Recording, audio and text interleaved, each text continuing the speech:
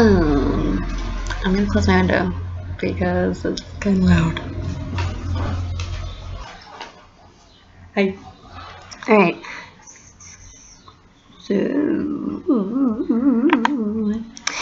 I had lots to talk about yesterday and the day before and la-di-da, but I can't remember all that right now. So, I've been up for 18 hours, and it's been one of those days, you know, one of those days where there's tiny little pricks, tiny little annoyances all day, and you can react one of two ways. You can be pissed off, or you can laugh it off.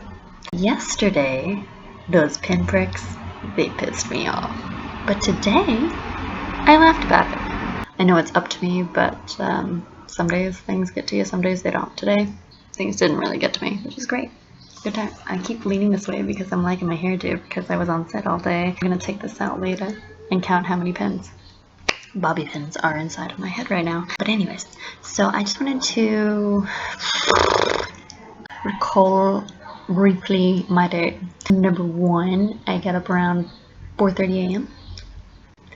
I did not go to sleep when I should have, of course, because I received the call time at 9 p.m. that it would be 5:30 a.m. That would just be too sensical to go to sleep right away. Number two, I was late because the trains were terrible on a Tuesday. A terrible Tuesday. And if you ask anyone in New York, they'll tell you the same. It was really bad, but I laughed about it, and I just had a smile, and it was fine, because c'est la vie.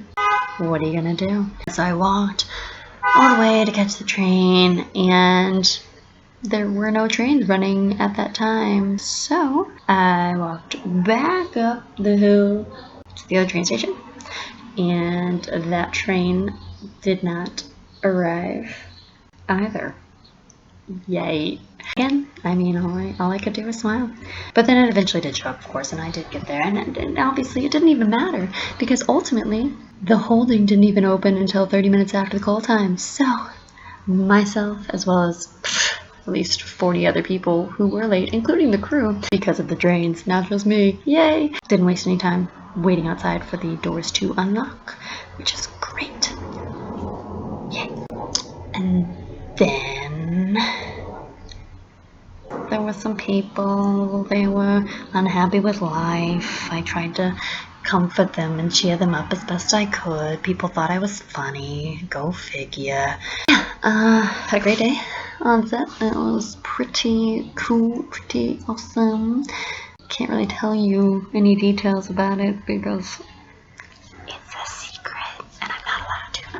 I'm sorry. I know you want to know, but I just can't tell you. But anyways, made a lot of people's day brighter, to my knowledge, which is good because it's what I have to contribute to this world, is spreading love. On the way back on the subway, it was rush hour and it was packed like a sardine can, and a group of 6 adolescents, very loud, very profane adolescents. And it was very frustrating for everyone on the subway. Everyone was looking at each other, looking at the kids, being like, what the hell? Why do we have to put up with this after a long day of work? Why? And, you know, I was thinking in my head things to say, because I wanted to say something, but I also didn't want to make it worse. Basically, in summation, if I had $1 for every time they said the N-word to one another, I would be able to afford a very nice 3-course prefixed meal in Midtown Manhattan, plus the tip.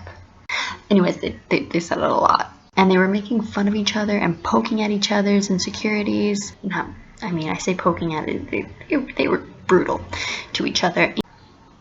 That's not how you should treat your friends. I believe that your friends should support you, help you, make you a better person, not a worse one. Ultimately, it's like, it's none of my business, they're not my kids, la-di-da. And then at the same time, it's, well, you can only affect your corner of the world.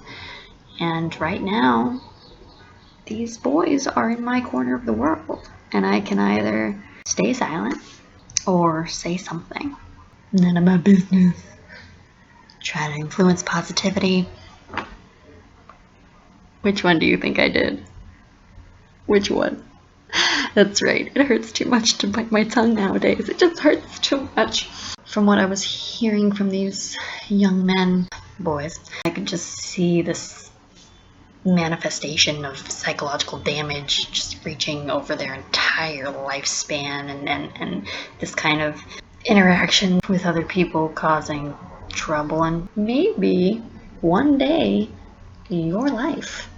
As much as it's none of my business, if I can maybe plant a seed that will lead them in a different direction, I think that it's important for me too. After a lot of people cleared out of the train and there was room to breathe, the leader of the pack, who was, I would like to say, trumping the group and dividing them and just putting all this negativity in their lives, in their worlds, in their brains, just eating at them. Obviously, that kid, who knows where that comes from. I mean, of course I can guess, but it's not good to continue that. At 125th, the leader of the pack, the instigator, left with some green spray paint to get a girl.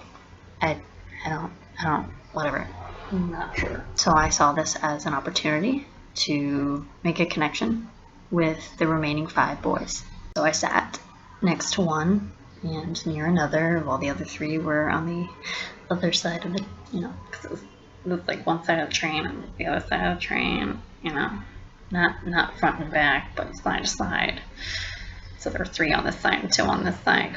3 and 3, now it's 2 and 2. Anyways, so I was hearing them talk to one another, say positive, nice, reinforcing things to one another, communicate with one another in a reasonable, sociable fashion.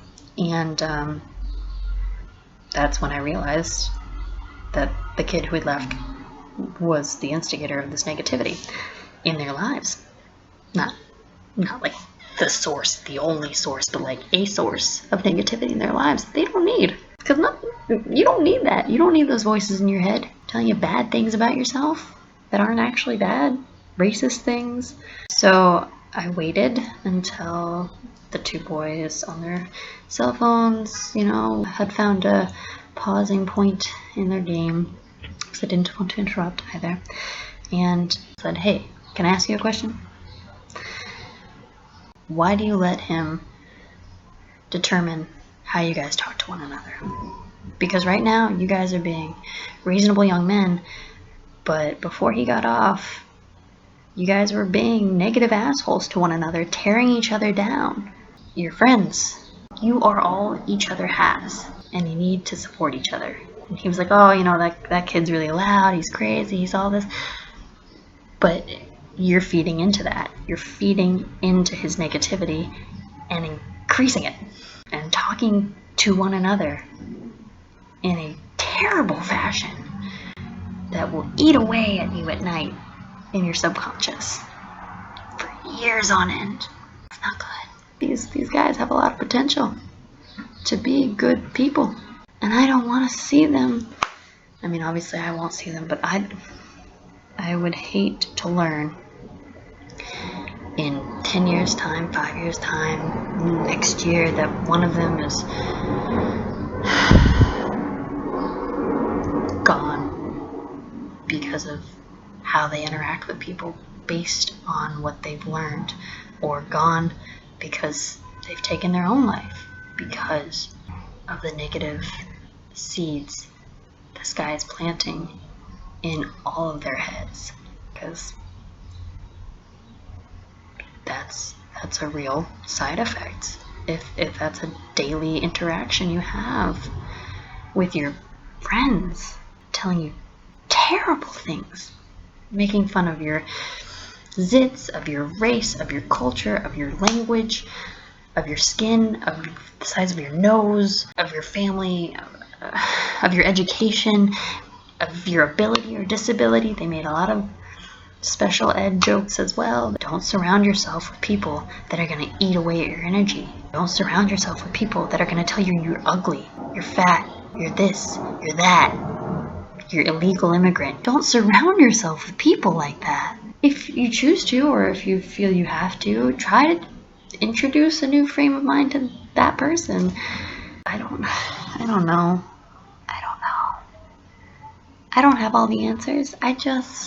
I'm sure that after I said this and they left the train together, I'm 98% positive that they probably just laughed about me and at me and made rude ass jokes about me. But at 2%, I hope that I planted a seed, because you shouldn't tear people down regardless of your relationship to them, but you certainly should not tear them down if you consider them friends. And those voices and those comments, you may just shrug them off. You may say, oh, they're just jokes, whatever. You may come back with an even snappier one, but ultimately, those jokes, those comments, feed into your very core and determine how you will treat others and how you will treat yourself. So it is vital that if you surround yourself with a group of people, they're good freaking people, or you're good enough to help them get good.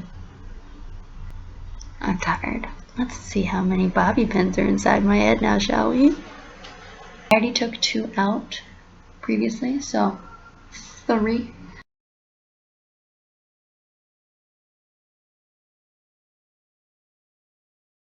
40, I think. We're gonna break the Boardwalk Empire record of 42 bobby pins. We're at 40 right now. What did you vengeful bastards do to me? The Beguiled reference.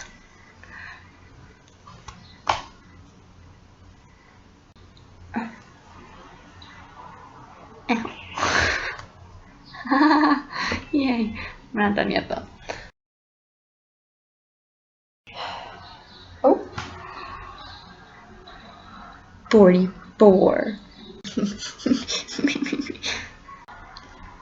never gonna get this out. I mean, I could cut it. That's terrible. No. Why did she do this to me? Why? Plus that. Plus this. This is it. So, oh my gosh.